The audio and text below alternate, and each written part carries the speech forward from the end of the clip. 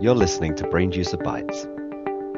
Today on Brain Juicer Bites, John Kearon talks to Chris Frank, author of Drinking from the Fire Hose, Making Smarter Decisions Without Drowning in Information.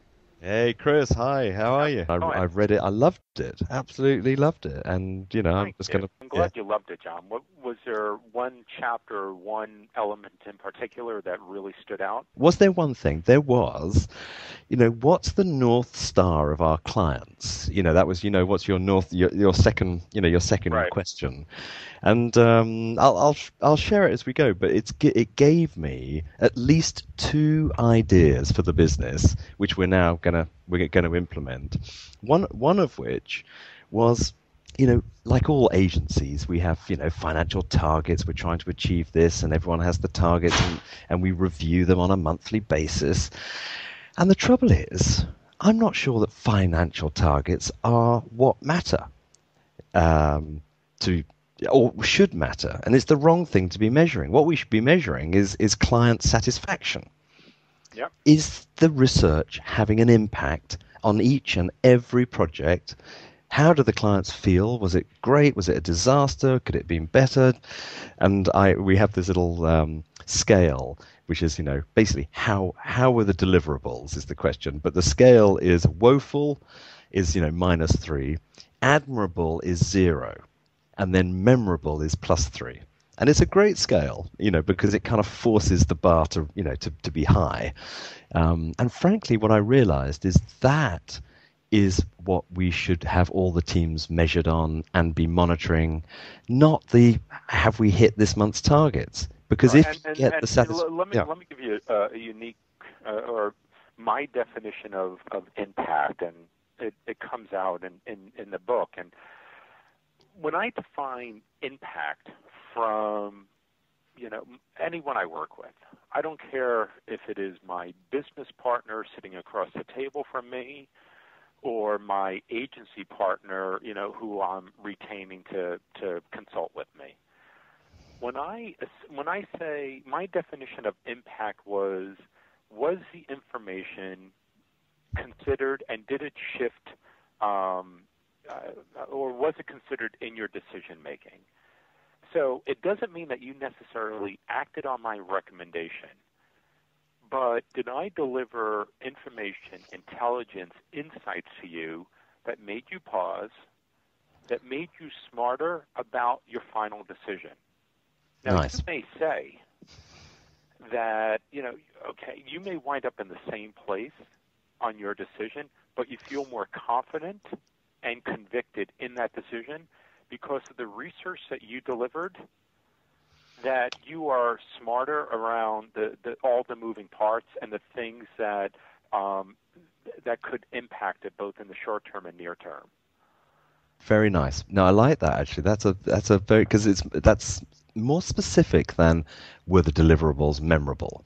Right. So, too many times when people think about impact, they're like, oh, they didn't accept my decision. Well, you want to know what? That's okay. But if it changed their discussion as they made their decision, guess what? You just had impact. You made them smarter, and I want to work with people that make me smarter.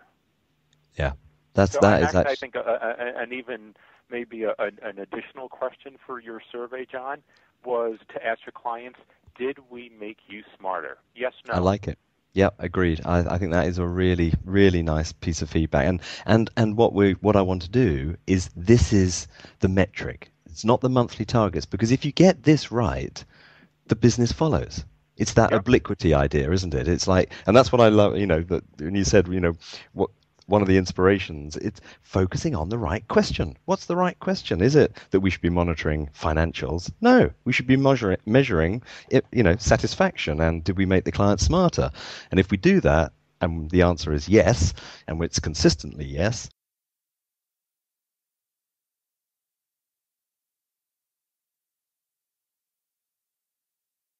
a copy for every one of our account team. Because your book, not only is it a good read, by the way, which is not true for all business books. I wish it were, but it's, rarely. This is a good read, but it's also incredibly practical. And what sings off the page is that you want this book to make people smarter. The very thing that you were just talking about, that's what comes out of it loud and clear. But tell us a little bit of the genesis, the history. I mean, why have you ended up writing a book? I mean, it's a Sure. nightmare, isn't it, writing a book? So you don't know what you don't know the first time you do something. So we actually wrote it in about 4 months. And it was fairly easy to write. This was a book I wish I had earlier in my career. And why we wrote the book was someone, asked me, they're like, one, you deal with a lot of information. You work for Microsoft, you work for American Express, you've done a couple startups. You just have this flood of information coming at you. How do you deal with it? And it was a very kind of, personal question, a very, authentic to how I work every day. And what I found out was, and shared, I'm like, these are my 7 tips and tricks and techniques on how I manage the information flow. And too many times people have their eye and their energy focused on the wrong thing. And as I started to talk about this, and I talked with my co-author who was at IBM for 21 years, what started to really come together was I've been on the marketing side, and I've been generating information, and the role of marketing is to create demand. Yeah. The role of the business units is to fulfill that demand, either with products or services. So my co-author was at IBM. He was on the business unit side. He was in global business development. And as we talked about information, the power of information, he's like, do you realize the research and information that you deliver for marketing and your key findings, your key learnings? That's what I act on. So all of a sudden, I'm generating information, and he's acting on information. And we started to talk about, well, how do you consume it? What's your perception of it? And it brought a whole different lens to, these 7 questions. And that was really the genesis of the book. Yeah, and the action-orientated is the thing that I mean, I loved about it and comes out loud and clear, because in the end, it may be a great way to look at it, but unless it actually has an impact, unless someone can act on it, it has no value, I guess, no currency. And so the 7 questions and the examples that you give are almost the conclusion of the conversations that you and Paul had in producing and delivering that data. Correct. And, and what we found out is you're not going to stop this data deluge that we are all facing. And as we transform, from an analog world to a digital world, and that flywheel continues to increase, if you think you're going to slow that down, you're not. So what you really want to figure out is how do you get real value from it? And this is where the 7 questions. This was the output. And the title, I mean, the first time I heard anyone talking about the fire hose in relation to data, I think it was the planning director at a London ad agency, and he did it very nicely. He said, the thing about market research is what it used to be like was a well, and you'd have your bucket, and you'd prepare your bucket, and you'd lower your bucket down into the well, and you would sample, and bring it carefully back up, and all of this would be very, time consuming. And then you'd carefully pour the water, which is the data, into the little cups and analyze it. And now it's like a fire hose of water coming at you the whole time. You need to learn different tools and techniques. And that was the first time I'd heard that metaphor, and I loved it at the time. But is that, I don't know, is that where you'd got it from, the drinking from the fire hose? Actually, definitely, in terms of this information is streaming at us. And just as, you have a fire hose that you cannot turn off, yet you're thirsty, and the irony is you have all this water coming at you, and yet you can't drink from it because it's coming out at such a volume and velocity that you have to step back from it. And when you, it's a bit of the irony today too. We have more information, and we're fortunate to have more information at our fingertips than we ever have. Yet we feel less informed. So it's sort of like that. You're thirsty, but there's no way you could, put your mouth in front of a fire hose and drink from it. Yeah. You can't put your decisions, your strategy, pass it by all this information, and all of a sudden, there's your answer. Yeah. So that's where the genesis of this kind of picture and title came from. Well, I'll tell you what, the other inspiration that I personally took from reading it was really, I think it was, what does your lighthouse reveal? Your sense of the sweep of the lighthouse, which is a slightly more distanced view, where trying to see the wood for the trees type thing. Right. And anyone that truly understands the power of information, truly understands it, will tell you information and research will not give you the answer. Effective research should narrow your choices. Of the 65 things that you could worry about that could impact your strategy, your decision, your innovation, you want to know what are the 5 big rocks that you need to navigate around. So when we thought about that concept and we started to think of an analogy, this concept of a lighthouse, and you're navigating through these choppy waters. You have competitors in the water, you have other products in the water, you have your, sometimes other business units internally, and you're trying to figure out how to navigate that. And effective analysis will take the 65 things that you possibly need to worry about and tell you, you know what, these are the 3 to 5 big rocks you need to navigate around.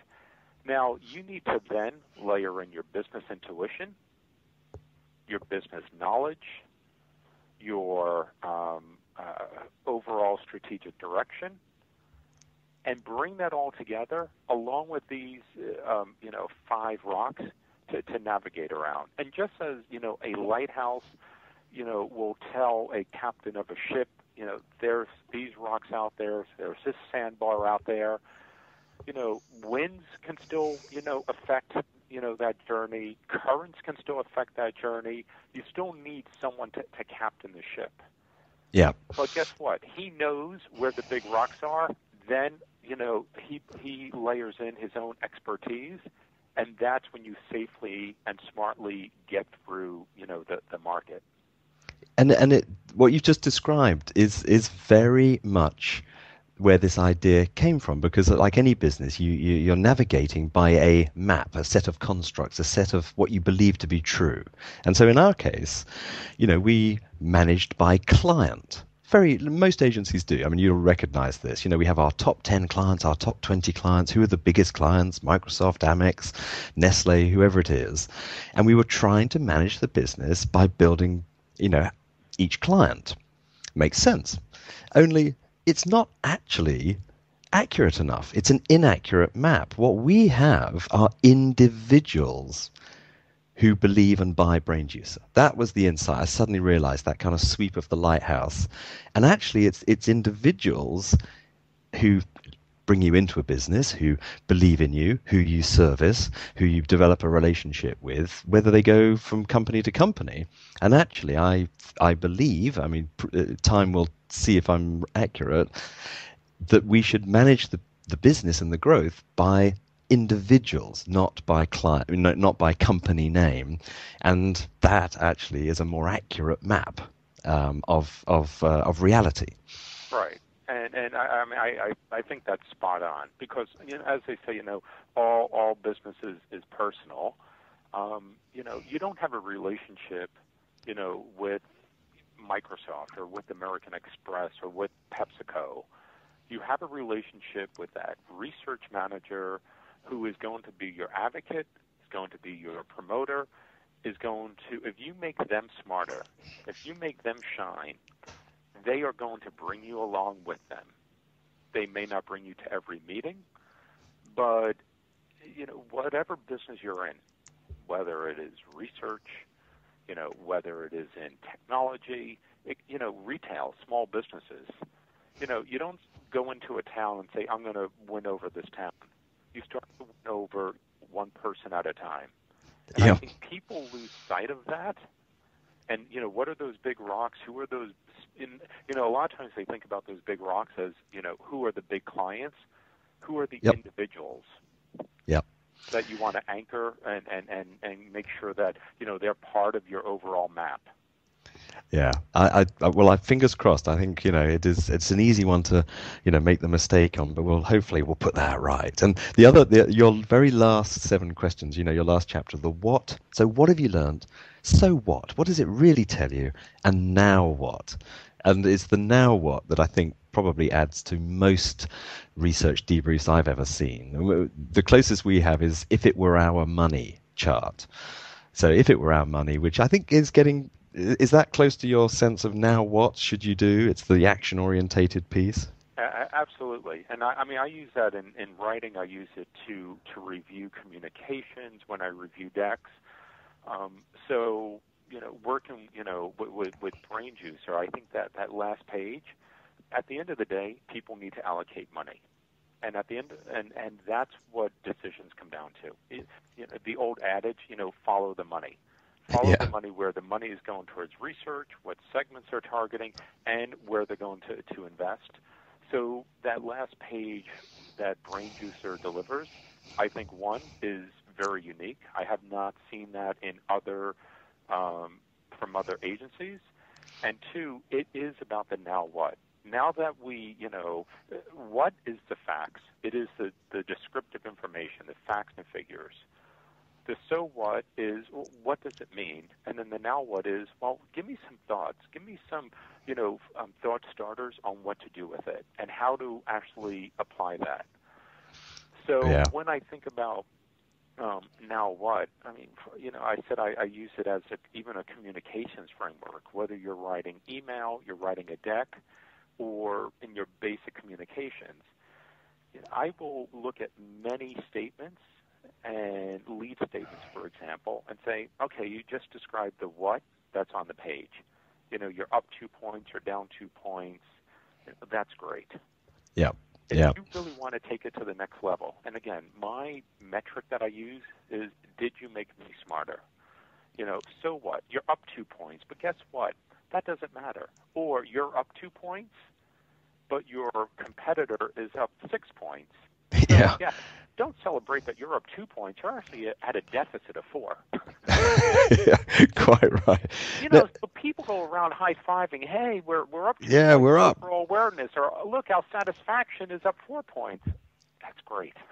So what? And Chris, when's the book coming out? And are you going to be on a kind of doing a lecture tour? Can people kind of come and try and find you, listen to it? Sure. So the book just came out in September. It is available via any major online retailer, Amazon, Barnes and Nobles. So it's available online. It's also in bookstores. We're actually on a great tour right now. We have 10 speaking engagements lined up, and we are very open to talking and bringing this to life. And I think one thing that we're seeing, and we've done a number already, people come up to us and they say, you know what, this has a very genuine voice to it. And it is something that I could take back and apply. And it's not your typical business book that, it's not an academic theorist book. You do not have to read it cover to cover. Each chapter was really written to stand on its own. So you could pick up a chapter. Each chapter starts out with specific lessons we want to articulate, and then each chapter ends with the 3 or 4 steps on how to apply those lessons. So, and that's what we look to bring to life when we go and we talk to people. Great. Yeah, and I second that. That is how it comes across. And it's a great read. Really good. Great, terrific. A real achievement, by the way. Congratulations. I appreciate that. Thank you. No, it's great. And I think, yours and Paul's coming at it from two different angles also, adds a lot to it.